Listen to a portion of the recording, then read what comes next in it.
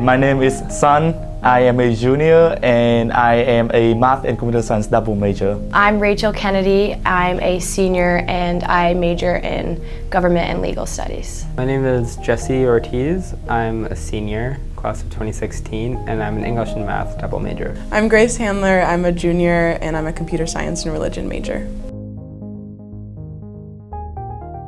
I think it was really cool to see how many different pathways there were to being in San Francisco, and talking to alums was also reassuring because it made me realize that there is a network in the Bay Area of Bowdoin alums who are all doing really well and who all keep in contact with each other. One of the biggest things I can take from all the alumni is just that, the path that you take to getting to San Francisco or working, in a really successful job in the professional field it doesn't always have to be straight and narrow. You can venture off in many different things and then end up in, tech, end up in medicine, which is what I want to end up in. I think the main thing I learned is that at Bowdoin it doesn't really matter what major you come out with, but rather the fact that you come out with a Bowdoin degree. And I think people say that at Bowdoin, but learning that from alums that their major often did not feed into their job, even computer science majors some of the time, was really important because at Bowdoin it can feel like your major really matters, but learning that you can take whatever class you want from alums was much more meaningful than hearing it just throughout campus.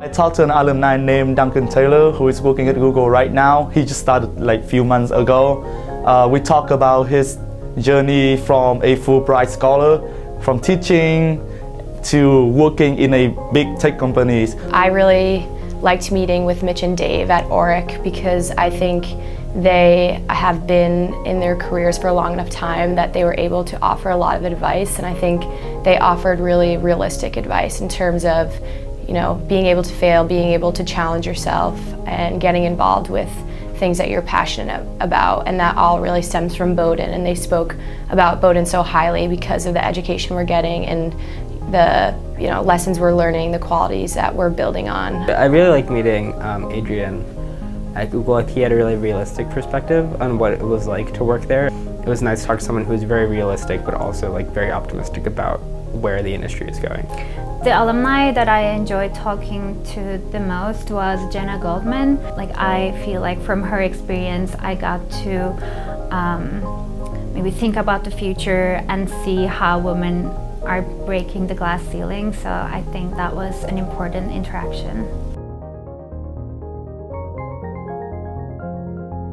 I liked Collective Health because it was still small but big enough to be secure, and I think that the work they're doing is really meaningful.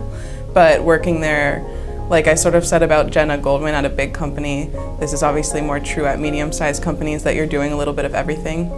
So that sounded really appealing to me. So I liked Airbnb for their aesthetics.